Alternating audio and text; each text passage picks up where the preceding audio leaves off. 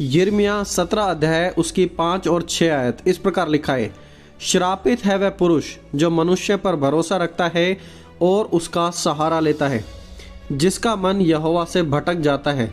वह निर्जल देश के अधमरे पेड़ के समान होगा और कभी भलाई ना देखेगा। वह निर्जल और निर्जन तथा लोनछाई भूमि पर बसेगा।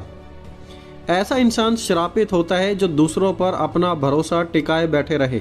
उसके चारों ओर बारिश होगी, लोग फूलेंगे फलेंगे, परंतु वो कभी उस बारिश को प्राप्त ना कर पाएगा जो दूसरे प्राप्त कर रहे हैं। वह अपनी जिंदगी में कभी आशीष नहीं देख पाता। क्यों? क्योंकि वो एक श्राप के नीचे हैं। परमेश्वर हमेशा से यही चाहते आए हैं कि हम मनुष्य दूसरे मनुष्य पर भरोसा नहीं बल्कि स्वयं परमेश्वर पर ही भरोसा रखें, लेकिन इंसान हमेशा दूसरे इंसानों पर ही भरोसा रखना चाहता है।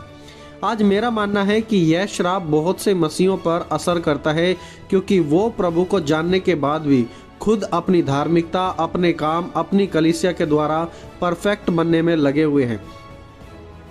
पूरी की पूरी सेवकाई, मैंने पर्सनली कई ऐसी मिनिस्ट्री को देखा है जो सालों पहले लाखों आत्माओं को जीतते थे। आज वो सेवकाई ठप हो चुकी हैं क्योंकि उनका जो मेन फोकस है उनका अगुआ बन चुका है। दोस्तों, जब कभी हम परमेश्वर पर विश्वास ना कर कर दूसरे मनुष्य पर विश्वास करते हैं तो वहाँ पर परमेश्वर का वचन कहता है कि ऐसा मनुष्य श्रापित होता है। जकरिया 5 अध्याय उसकी 1 से 4 आयत में जकरिया नबी को उड़ते हुए पत्र का एक सौपन दिखाई दिया, जिसके दोनों तरफ वहाँ पर श्राप लिखे हुए थे। एक तरफ श्राप उन पर था जो चोरी करते हैं और दूसरी तरफ श्राप उन पर था जो यहोवा का नाम व्यर्थ में लेते हैं। जब यह श्राप लोगों के जीवन में गया तो आप जानते हैं क्या हुआ? बहुत से परिवार वहाँ पर नाश हुए। कितने लोग थे जो चोरी करने वाले, उनकी क्या दशा हुई होगी। सोचिए, बिना कारण कभी भी किसी के ऊपर श्राप नहीं पड़ता, और जब श्राप पड़ता है तो ऐसा नहीं है कि श्राप पड़ गया और श्राप का कभी दुष्प्रभाव नहीं होगा। श्राप जब पड़ता है तो उसके गलत परिणाम जरूर निकलते हैं। जीवन में समस्याएं पीढ़ी दर पीढ़ी उत्पन्न होने लगती हैं। दोस्तों, जब मनुष्य परमेश्वर की ओर से श्राप देता है तो श्राप अवश्य लगता है। When man curses on behalf of God। देखिए, यहोशू 6 अध्याय उसकी 26 आयत में हम पढ़ते हैं, ध्यान से सुने इस बात को। यहोशू 6 अध्याय उसकी 26 आयत में कि जब इजरायली लोगों ने यरीहो पर पूरी तरह कब्जा कर लिया था तो वहां पर यहोशू ने एक श्राप दिया था कि जो कोई इस नगर को दोबारा बसाए उस पर श्राप हो। और वह श्राप क्या था? आइए हम उसे पढ़ते हैं। लिखा है, फिर उसी समय यहोशू ने इजराइलियों के सम्मुख शपथ रखी और कहा, जो मनुष्य उठकर इस नगर यरीहो को फिर बनाए वह यहोवा की ओर से श्रापित हो। जब वह उसकी नींव डालेगा तब उसका जेठा पुत्र मरेगा, और जब उसके फाटक लगवाएंगे तो छोटा बेटा मर जाएगा। यहोशू की किताब उसके 6 अध्याय उसकी 26 आयत में यहोशू ने वहां पर श्राप दिया था कि यदि इस यरीहो को फिर दोबारा से कोई बनाएगा तो बनाने वाले पर परमेश्वर की ओर से श्राप ठहरेगा। और श्राप क्या था? कि उसका छोटा बेटा और उसका बड़ा बेटा दोनों मर जाएंगे। तो क्या यह श्राप पूरा हुआ? एग्जैक्टली 500 साल बाद जब यरीहो को दोबारा बनाया जाने लगा तो बिल्कुल वैसा ही हुआ था जैसे यहोशू ने श्राप दिया था। इसका सबूत क्या है? इसका सबूत हम पढ़ते हैं पहले राजाओं की किताब उसके 16 अध्याय उसकी 34 आयत में। इस प्रकार लिखा है, उसके दिनों में बेतेल वासी हियल ने यरीहो को फिर बसाया।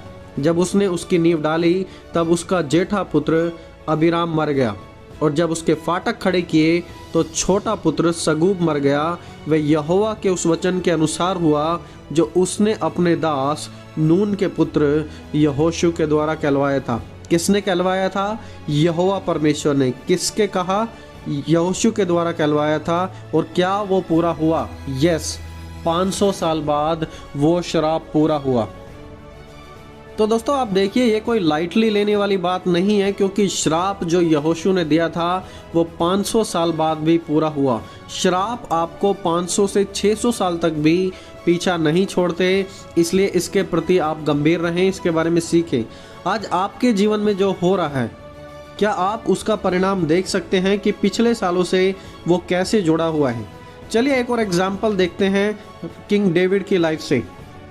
राजा शाऊल की और योनातन की मौत होने के बाद राजा दाऊद के श्राप के वचन बोले, और वहाँ पर इस प्रकार लिखा है, राजा दाऊद ने श्राप दिया था, हे गिलबो पहाड़ों, तुम पर ना ओस पड़े और ना वर्षा हो और ना भेंट के योग्य उपजाऊ वाले खेत पाए जाएं, क्योंकि यहाँ शूरवीरों की ढालें अशुद्ध हुई हैं और साउल की ढाल बिना तेल लगाए रह गई है। दाऊद ने जैसा गिबोन के पहाड़ों के लिए बोला था वैसा ही हो गया, और आज भी तकरीबन 3000 साल बाद गिबोन के पहाड़ों पर हरियाली नहीं पाई जाती। बाकी के जो दूसरे आसपास के पहाड़ हैं वहाँ पर हरियाली है, पेड़ पौधे हैं, सब्जियां उगती हैं, लेकिन गिबोन के पहाड़ पर नहीं। आज 3000 साल बाद तक भी उस श्राप का असर वहाँ पर बना हुआ है। इजरायली गवर्नमेंट ने भी बहुत कोशिश की वहाँ पर पौधे लगाने की, सब्जियां उगाने की, लेकिन कुछ भी नहीं हुआ। कारण क्या है?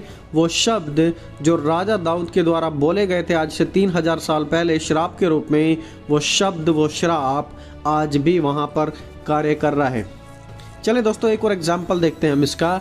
एलीशा का जो चेला था गेजी, उसने क्या किया? उसने नामान के पास जाकर पैसे ले लिए, जिसे एलीशा ने परमेश्वर के द्वारा फ्री में चंगा किया था, यहोवा परमेश्वर के नाम से। और जब गेहजी ने धन संपत्ति पैसा ले लिया तो उसका रिजल्ट क्या था? नामान का कोड गेजी पर आ गया, क्योंकि एलीशा ने वहां पर श्राप दिया था। इस प्रकार लिखा है, इस कारण से नामान का कोड तुझे और तेरे वंश को सदा लगा रहे। तब वह हिम के समान सफेद कोड़ी होकर उसके सामने से चला गया। कोड़ क्यों आया गेजी को? क्योंकि प्रभु के दास एलीशा ने बोला था कि तुझ पर और तेरे आने वाले वंश पर यही श्राप हो, तुम पर कोड़ आ जाए। और क्या उस श्राप का परिणाम था? तुरंत, बिल्कुल उसी समय वहां पर उसके ऊपर कोड़ छा गया। मरकुस 11 अध्याय में हम पढ़ते हैं कि प्रभु यीशु मसीह ने अंजीर के एक पेड़ को श्राप दिया। इस प्रकार लिखा है, दूसरे दिन जब वे बेतनिया से निकले तो उसको भूख लगी।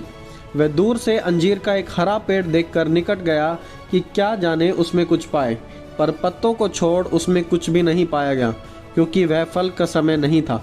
इस पर उसने कहा, अब से तेरा कोई फल कभी न खाए। और उसके चेले सुन रहे थे।